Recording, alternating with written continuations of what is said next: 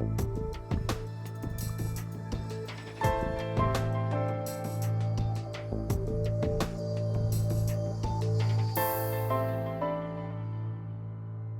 crois qu'on ne peut pas répondre par oui et par non. Il y a des effets bénéfiques qui sont souvent des innovations qui se sont faites, qui vont se faire, des services qu'on va apporter aux consommateurs qui sont indéniables et qui ne seraient sans doute pas faits si il n'y avait pas eu l'ouverture.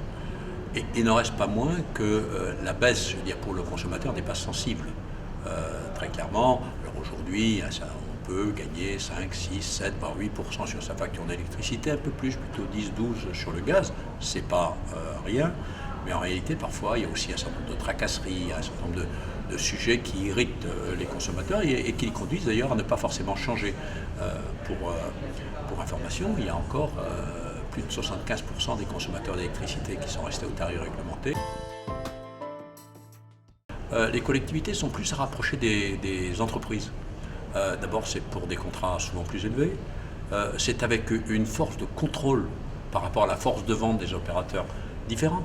Donc on fait un cahier des charges, enfin on n'est pas assailli par le type qui vient frapper à la porte. Là on fait un cahier des charges, on fait un appel d'offres, tout ça. Donc on a le temps de réfléchir à ce qu'on veut. Hein. Et souvent les collectivités, moi je préside un syndicat d'énergie qui s'est doté d'un service qui fait de l'optimisation dans les collectivités et qui gère pour les collectivités les contrats. Donc sur les premières années effectivement d'offres de marché, nous avons été gagnants, comme je pense la quasi-totalité des collectivités françaises qui l'ont fait, dit simplement parce qu'ils ont la capacité de dialoguer d'une façon sérieuse avec l'opérateur. D'abord, tout le monde n'a pas le gaz, première différence, alors que tout le monde a l'électricité. Mais il y en a une autre, c'est que le gaz est un produit stockable et que donc il est moins sujet aux variations de prix. En tous les cas, et on peut mieux amortir les variations de prix que l'électricité qui est un produit non stockable. Peut-être qu'un jour on le stockera, mais aujourd'hui c'est un produit non stockable et donc les variations de prix sont très fortes.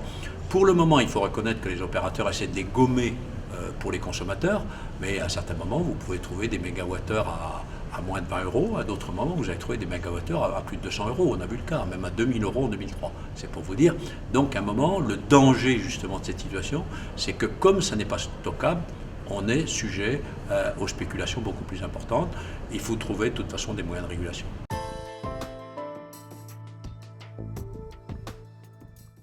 Oui, vous savez qu'une partie de l'électricité vient du nucléaire, que pour favoriser la concurrence, on a demandé, on a même décrété qu'EDF vendrait ce qu'on appelle l'Arenh, c'est-à-dire l'accès régulé à l'électricité nucléaire historique, c'est-à-dire les centrales existantes, d'en vendre donc aux opérateurs quand ils en ont besoin. Ça a permis effectivement aux opérateurs de ne pas être complètement, aux opérateurs alternatifs, pardon, de ne pas être complètement, je veux dire, sous le vent de la fluctuation des prix. Donc c'était une bonne chose, mais ceci dit, c'est un système quand même que tout le monde critique. Certains trouvent que c'est pas assez favorable, d'autres trouvent que ça l'est trop. En tout état de cause, à un moment, il faudra trouver un autre système, sachant quand même que la règle d'un marché libéral, c'est la règle de l'offre et de la demande. C'est aux opérateurs eux-mêmes de se dire, si on n'est pas sérieux, ça ne bougera pas. Eh bien, il faut qu'ils soient plus sérieux les uns les autres. Je ne sais pas s'ils peuvent se concerter pour être plus sérieux. Que les méthodes de marché ne soient pas ce que j'appelle parfois des méthodes de cow-boy. Que ce ne soit pas simplement rentrer le pied dans la porte et obliger les gens à signer. Voilà, toutes ces questions-là, c'est important. Et je termine pour dire que c'est peut-être des consommateurs qui feront améliorer le marché.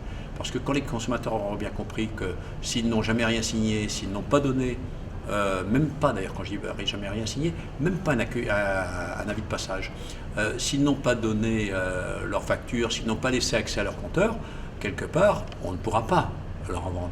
Et là, les opérateurs deviendront peut-être un peu plus sérieux.